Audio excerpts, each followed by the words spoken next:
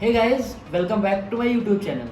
So, for those of you who don't know me, myself Abhyuday, a first year MBBS student at AIIMS New Delhi. तो आज की इस video में हम बात करने वाले हैं ऐसे क्या इंपॉर्टेंट टॉपिक्स हैं जो हम फिजिक्स एनसीईआरटी से पढ़ लें कि हम नीट में अच्छा स्कोर ले आएँ। क्योंकि मुझे पता है, आपको पता है कि नीट एनसीईआरटी जो फिजिक्स की है वो काफ़ी बोरिंग सी है, ठीक है। मतलब उसको जब आप पूरा पढ़ो तो आपको लगता है कि यार तो मतलब बहुत ज़्यादा बोरिंग है, कैसे पढ़ो उसको, तो फिर याद नहीं होते चीज़ें इफिशिएंटली। तो आज के इस वीडियो में मैं बताने वाला हूँ ऐसे टॉपिक्स जिन पे आप स्पेशल फोकस से पढ़ सकते हो, जिसको आप अगर आपको पूरी फिजिक्स की एनसीईआरटी पढ़ने का मन नहीं है तो, ठीक है। सबसे अच्छा यही होगा कि आप पूरी पढ़ो, बट अगर आपके पास टाइम नहीं है या आपको ज़्यादा बोरिंग लग रहा है कोई टॉपिक, तो आप उस टॉपिक्स को लीव कर सकते हो। ये इंपॉर्टेंट टॉपिक्स हैं, आपको ही पता होगा कि इंपॉर्टेंट टॉपिक का मतलब ये होता है कि वहाँ से ही क्वेश्चन आने के ज़्यादा चांसेस हैं, ठीक है। बट इसका ये मतलब बिल्कुल नहीं कि यहीं से क्वेश्चन आएगा, कहीं से भी क्वेश्चन आ सकता है। सिलेबस में तो सब कुछ है, मैंने पेपर डिसाइड नहीं किया है तो मुझे नहीं पता पेपर कहाँ से आने वाला है। बट हाँ, मैं आपको ये ज़रूर बता सकता हूँ कि क्या इंपॉर्टेंट है क्या इंपॉर्टेंट नहीं है। जो इंपॉर्टेंट है उसको तो आप एक बार कर ही सकते हो फिजिक्स के एनसीईआरटी से कम, ठीक है। तो चलिए स्टार्ट करते हैं उन चैप्टर्स का नाम जो कि फिजिक्स एनसीईआरटी में इंपॉर्टेंट है। तो हम 11th क्लास के एनसीईआरटी से स्टार्ट करते हैं। 11th क्लास की जो फर्स्ट पार्ट है एनसीईआरटी की, उसमें उतना इंपॉर्टेंट नहीं है। उसमें जो मेनली मैकेनिक्स है वो आप न्यूमेरिकल्स, कॉन्सेप्ट्स और जो क्लास नोट्स की थ्योरी है उनसे काम हो जाएगा, ठीक है। बट उसके आगे के जो चैप्टर्स हैं, जैसे उसमें जो ग्रेविटेशन हो गया, ठीक है, तो ग्रेविटेशन में आपको थोड़ा सा थ्योरी पढ़ना पड़ेगा। अब अगर मैं जितने चैप्टर्स का नाम लेने वाला हूँ, इतने में जब आप एनसीईआरटी पढ़ना, तो इसका ये मतलब नहीं है कि आप मतलब पूरा पढ़े जा रहे हो, डेरिवेशन सब कुछ नहीं पढ़ना है। अब आपको सिर्फ थ्योरी वाले पॉइंट्स पढ़ने हैं, क्योंकि जो डेरिवेशन था या फिर मतलब जो कॉन्सेप्ट्स थे वो आपके क्लास नोट्स में या क्लास में बिल्ड हो चुके हैं। आपने जितने न्यूमेरिकल सॉल्व किए तो आपको पता है कैसे क्या फॉर्मूले अप्लाई करने हैं। तो अब आप फिर से वो चीज़ दोबारा मत पढ़ने लगना फिजिक्स के एनसीईआरटी में, क्योंकि जब वो चीज़ पढ़ोगे तभी आपको एनसीईआरटी बोरिंग लगती है। जब आप उसमें देखोगे डेरिवेशंस इतने ज़्यादा खतरनाक दिए हुए हैं, तब आपको लगता है कि यार मतलब समझ में नहीं आ रहा कुछ। बट जब आप थ्योरी पढ़ोगे, लर्न करने वाली चीज़ पढ़ोगे फिजिक्स के एनसीईआरटी से, तो आपको बहुत इंटरेस्टिंग लगेगी, ठीक है। और आई विल सजेस्ट कि जब आपका मतलब सिलेबस हो जाए तभी आप फिजिक्स के एनसीईआरटी को उठाना, क्योंकि जब एक बार सिलेबस कंप्लीट हो जाता है तब जब फिजिक्स के एनसीईआरटी पढ़ते हैं तो बहुत इंटरेस्टिंग लगता है, तब आपको समझ में आती हैं चीज़ें। फिजिक्स की एनसीईआरटी बहुत हाईली क्वालिफाइड टीचर्स ने लिखी है, तो वो बहुत ज़्यादा ही अच्छी है। उसको जब आपके पास एक अच्छी लेवल की बेसिक नॉलेज होगी तब आपको समझ में आएगी कि फिजिक्स की एनसीईआरटी में दिया क्या था। तो चलिए बात करते हैं, ठीक है। तो ग्रेविटेशन में आपको पढ़ना है एनसीईआरटी। फिर उसके बाद मैकेनिकल प्रॉपर्टीज से तो दोनों चैप्टर हैं, सॉलिड्स और फ्लूइड। इसकी जो थ्योरी है, इसकी थ्योरी इंपॉर्टेंट है, जहाँ से क्वेश्चन थ्योरी में से आए हैं और आने के भी चांसेस हैं। मैकेनिकल प्रॉपर्टीज ऑफ सॉलिड और फ्लूइड। फ्लूइड वाला थोड़ा ज़्यादा इंपॉर्टेंट है क्योंकि चैप्टर बड़ा भी है एज़ कम्पेयर टू सॉलिड्स, तो वो चैप्टर आप अच्छे से पढ़ लेना। फिर उसके बाद बात करते हैं 3 chapters, thermal properties of matter, thermodynamics, kinetic theory of gases. ये तीनों चैप्टर कहीं ना कहीं आप कह सकते हो हीट से रिलेटेड है, तो इसमें क्या होता है ना, इसमें जो न्यूमेरिकल्स होते हैं उनमें भी आपका थ्योरी का यूज़ होता है, ठीक है। जैसे आइसोथर्मल, आइसोबारिक, इस सब में क्या होता है ना कि इस सब पे न्यूमेरिकल बनता है, बट जब आपको अच्छे से थ्योरी नहीं आएगी तो आप न्यूमेरिकल में कंफ्यूज हो जाओगे। कुछ क्वेश्चंस ऐसे आएंगे न्यूमेरिकल में जो थ्योरी से रिलेट होंगे और या फिर थ्योरी का ही एप्लीकेशन होंगे, तो ऐसे क्वेश्चंस के लिए आपको इनकी थ्योरी पढ़ना इंपॉर्टेंट है फिजिक्स के एनसीईआरटी से, ओके। फिर उसके बाद 2 चैप्टर्स आते हैं, वेव्स ऑसिलेशन। उसमें आप चाहो तो लीव कर सकते हो, फिजिक्स की एनसीईआरटी उतनी इंपॉर्टेंट नहीं है क्योंकि वो फॉर्मूले बेस्ड ही होते हैं मेनली, तो उसमें ऐसा कुछ है नहीं। अगर आपको मन कर रहा है बहुत ज़्यादा पढ़ने का तो आप ऑसिलेशन में थोड़ा सा पीछे पार्ट दिया हुआ है, डैम्प्ड ऑसिलेशन, फोर्स्ड ऑसिलेशन, उसको थ्योरी पढ़ के समझ सकते हो क्या कॉन्सेप्ट है। नहीं तो ऑसिलेशन वेव्स में इंपॉर्टेंट नहीं है, फिजिक्स की एनसीईआरटी कोई बहुत ज़्यादा इंपॉर्टेंट नहीं है। हाँ, एक मैं बता सकता हूँ कि वेव्स में जहाँ पे ट्रांसवर्स वेव, लॉन्गिट्यूडनल वेव्स की थ्योरी दी है, वो वाला पार्ट थोड़ा सा इंपॉर्टेंट है क्योंकि वहाँ से क्वेश्चंस आ सकते हैं, क्योंकि वो मतलब टेस्ट सीरीज में काफ़ी ज़्यादा वहाँ से पूछते हैं, तो उसको एक बार देख लेना। और फिर जो साउंड की क्वालिटीज़ होती हैं, मतलब डेसिबल, पिच, लाउडनेस, इन सब चीज़ों में मतलब थोड़ा देखे रहना कि ये सब कैसे क्या होता है, कैसे कैलकुलेट होता है, ये सब आ सकता है थ्योरी में। फिर अब बात करते हैं 12th की फिजिक्स एनसीईआरटी में। 12th में सबसे पहले आता है इलेक्ट्रोस्टैट्स। इलेक्ट्रोस्टैट्स में 2-3 चीज़ें बहुत इंपॉर्टेंट है। मेनली चार्ज पे क्वेश्चन आता है, ठीक है। चार्ज जो है उसकी प्रॉपर्टीज़ क्या हैं, उसके लॉज क्या हैं, उसके रिगार्डिंग गॉस लॉ, ये सब जितने भी लॉज हैं इसकी सबकी थ्योरी, मेनली इसका प्रिंसिपल क्या था, ये ऐसा क्यों होता है, इतना आपको पता होना चाहिए। बहुत ज़्यादा आपको डिटेल में पता होने की ज़रूरत नहीं है, बट हाँ आपको हर चीज़ों की बेसिक पता होनी चाहिए। ओके, ये नहीं कि आप उसके बारे में पढ़े जा रहे हो, एनसीईआरटी भी पढ़ लिया फिजिक्स की, अब आप कोई दूसरी भी बुक पढ़ रहे हो थ्योरी के लिए, इतना ज़्यादा पढ़ने की ज़रूरत नहीं है। बहुत लोग रजनी खलेडे पढ़ते हैं फिजिक्स की थ्योरी के लिए, SC वर्मा पढ़ते हैं, बट आई डोंट थिंक कि वो इस समय नीट के लिए रिक्वायर्ड है जिस तरह पेपर का लेवल है। हाँ मैं मानता हूँ अगर आप JEE एडवांस की तैयारी कर रहे हो तो आपको SC वर्मा, रजनी खलेडे ये सब पढ़ने की ज़रूरत है, बट अभी आपको ये सब पढ़ने की बिल्कुल ज़रूरत नहीं है नीट के लिए। इतने से काम हो जाएगा कि आप NCERT पढ़ लो अच्छे से, और जो मैंने पिछले वीडियो में बताया था how to score 180 out of 180 in NEET physics, वो वाला आप वीडियो देखे ही होंगे। अगर नहीं देखे हो तो एक बार फिर से जाके देख लेना। और इतने रिसोर्सेज से आपका आराम से 180 आ सकता है अगर आप एग्ज़ाम में पेपर अच्छे से दे के आए तो। बट अगर आप एग्ज़ाम में अच्छे से पेपर नहीं दोगे तो 180 नहीं आएगा, क्योंकि सच बात है एग्ज़ाम के दिन अगर आप 2 गलतियां करके चले आओगे तो उसमें मैं क्या कर सकता हूँ, ठीक है। तो इतना आप देख सकते हो। फिर अब उसके बाद आते हैं सेकंड चैप्टर पर इलेक्ट्रोस्टैटिक्स के। उसमें क्या इंपॉर्टेंट है, उसमें इंपॉर्टेंट है वान डी ग्राफ जनरेटर। ओके, वान डी ग्राफ जनरेटर की थोड़ी सी इंपॉर्टेंट है कि वान डी ग्राफ जनरेटर में क्या होता है, कैसे होता है, ये सब आप थोड़ा सा पढ़ सकते हो। फिर अब उसके बाद आते हैं करंट इलेक्ट्रिसिटी पे।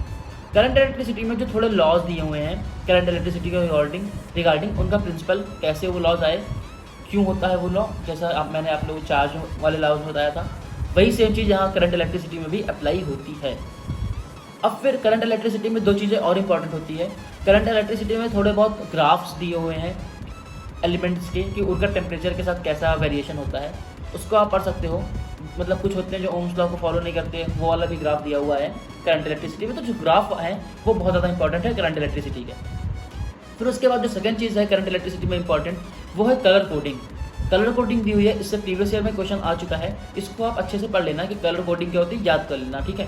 उसमें कुछ नहीं समझते उसको मेनली याद करना कि इसका ये कलर ये बस ऐसे याद कर लेना, थोड़ा निमोनिक बना के आप याद कर सकते हो। और मतलब बहुत ईजी सा है कलर कोडिंग, ठीक है। वो आपको गारंटी के 4 नंबर दिला के जाएगा अगर पेपर में आ गया तो। अगर आप उसको पढ़ के गए थ्योरी से तो आपको 4 के 4 पक्का मिलने वाले हैं। फिर अब उसके बाद बात करते हैं जो बाद में इंस्ट्रूमेंट्स दिए हुए हैं, जैसे व्हीटस्टोन ब्रिज और फिर क्या कहते हैं मीटर ब्रिज हो गया जो उसी के कॉन्सेप्ट पे बेस होता है, और फिर पोटेंशियोमीटर, ये सब जो है इनकी थ्योरी आप एक बार पढ़ सकते हो। कॉन्सेप्ट आप पहले ही पढ़ चुके होंगे क्लास नोट्स में, और आपको क्वेश्चन भी पता होंगे कि इनके क्वेश्चन कैसे सॉल्व करने होते हैं। क्वेश्चन तो आपको पता है बहुत ज़्यादा आते ही हैं इन टॉपिक से, बट हाँ थ्योरेटिकल क्वेश्चन आने के भी चांसेस बहुत ज़्यादा हाई होते हैं इन इंस्ट्रूमेंट से। तो ये हो गया आपका इलेक्ट्रिसिटी की बात, ठीक है। अब हम आते हैं थोड़ा सा मैग्नेटिज्म के ऊपर कि मैग्नेटिज्म ऐसा क्या है इंपॉर्टेंट जो हमें पढ़ना चाहिए।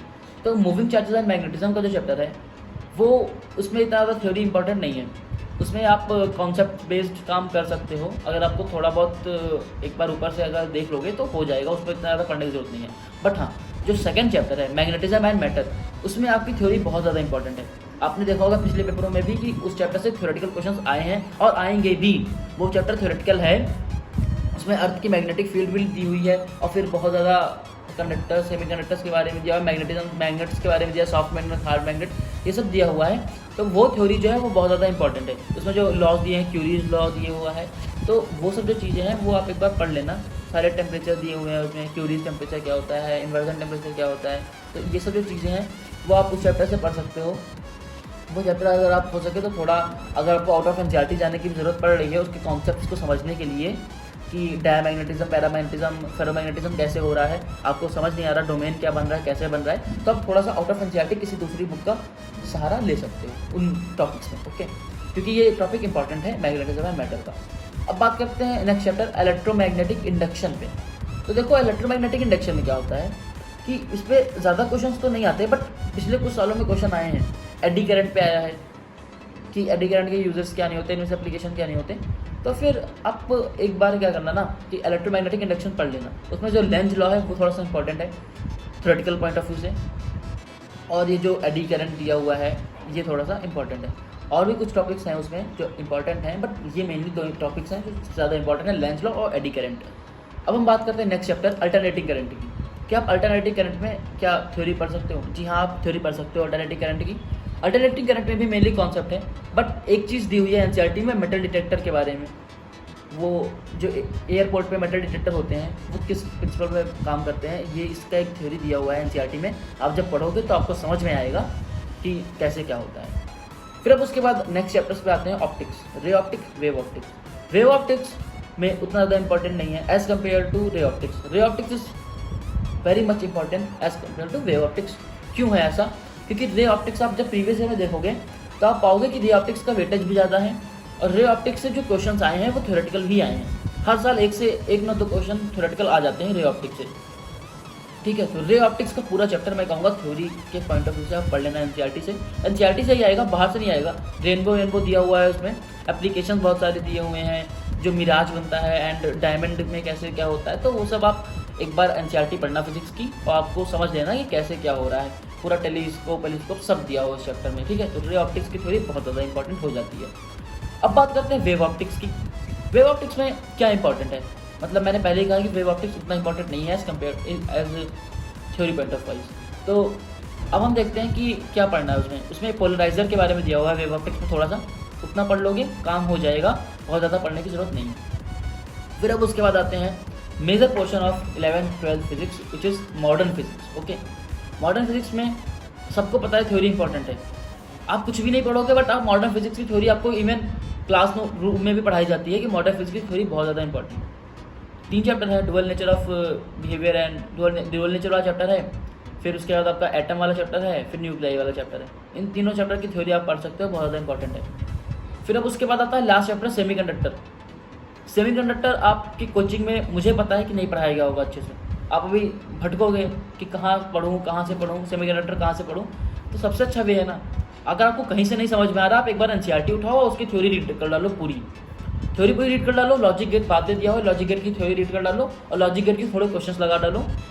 मैं बता रहा हूँ आपको गारंटी के साथ कि आप अच्छा करोगे, ठीक है। Diode, half rectifier, full rectifier, सब फुल वेव रेक्टिफायर, सब कुछ उसी में दिया हुआ है, उसी चैप्टर में सब कुछ दिया हुआ है। ये सब चीज़ें जो हैं उसी चैप्टर में है। तो आप जब प्रीवियस ईयर में देखते हो कि ये पीएन ट्रांजिस्टर, एनपीएन ट्रांजिस्टर, इस पर जो क्वेश्चन आ रहे हैं बार बार, ये कहाँ से आ रहे हैं? तो ये सब सेमीकंडक्टर से आते हैं। Semiconductor theory point of view से काफ़ी इंपॉर्टेंट चैप्टर है। आप उसमें जब प्रीवियस ईयर में जाओगे ना तो आप एक चीज़ पाओगे, उसमें 3 क्वेश्चन आते हैं हमेशा। आप देखोगे उसमें 3 क्वेश्चन आएंगे। पहला क्वेश्चन डायोड से, दूसरा क्वेश्चन ट्रांजिस्टर से, तीसरा क्वेश्चन लॉजिक गेट से, ठीक है। अब कहाँ से क्या क्वेश्चन आ जाए किसी को नहीं पता। कभी कहीं से कॉन्सेप्चुअल क्वेश्चन आता है, किसी पार्ट से न्यूमेरिकल क्वेश्चन आता है, किसी से थ्योरी क्वेश्चन आता है। तो सेमीकंडक्टर की थ्योरी काफ़ी ज़्यादा इंपॉर्टेंट है। अब ये तो हो गई, मैंने आपको पूरा कम्युलेटिव बता दिया कि 11th-12th फिजिक्स में क्या इंपॉर्टेंट टॉपिक्स हैं। जैसा कि आप मेरे से चाहते थे कि भैया आप हमको बताइए कि फिजिक्स की 11th-12th की एनसीईआरटी में क्या इंपॉर्टेंट है और क्या इंपॉर्टेंट नहीं है।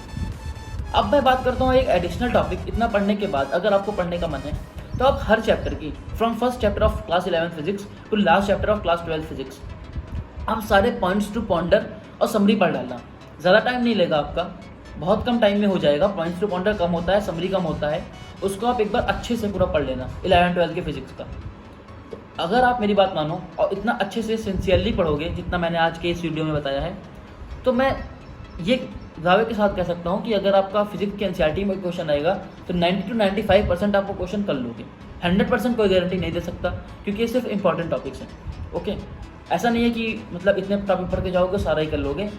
मे भी अगर हो सकता है कि इससे बाहर क्वेश्चन आ जाए, बट हाँ, most of the chances 90 to 95% cases में क्वेश्चन यहीं से ही आएगा, इसके बाहर नहीं आने वाला। तो आज की वीडियो यहीं ख़त्म होती है गाइस। अगर आपको चाहिए कुछ नोट्स की ज़रूरत लग रही है या फिर फिजिक्स में कुछ भी ज़रूरत लग रही है तो आप टेलीग्राम चैनल का लिंक डिस्क्रिप्शन में है, वहाँ से जाके देखो। वहाँ पे आपको सारे नोट्स अवेलेबल करा दिए हैं मैंने। जो अभी नहीं अवेलेबल है वो भी धीमे धीमे मैं अवेलेबल करा दूँगा। और आपको मैं लाइव क्विज़ेस भी कराता हूँ वहाँ पे। उसमें मैं क्विज़ कराता हूँ 20 क्वेश्चंस की, एनसीईआरटी बेस्ड होते हैं, उसको अटेंड ज़रूर करिएगा। अगर आपको मुझसे बात करनी है तो आप मुझे ईमेल पे कांटेक्ट कर सकते हैं, या फिर आप क्या कहते हैं टेलीग्राम चैनल पे, मतलब जो मैं मैसेजेस डालता हूँ उनका आप रिप्लाई इंस्टाग्राम पे दे सकते हो, या फिर यूट्यूब के कमेंट सेक्शन में आप कहीं भी मुझसे बात कर सकते हो। If I will see your message, I will पक्का आपको रिप्लाई मिलेगा, ठीक है। और अगर वीडियो अच्छी लगी हो तो लाइक ज़रूर करना और चैनल सब्सक्राइब कर लो। Okay guys, thank you so much.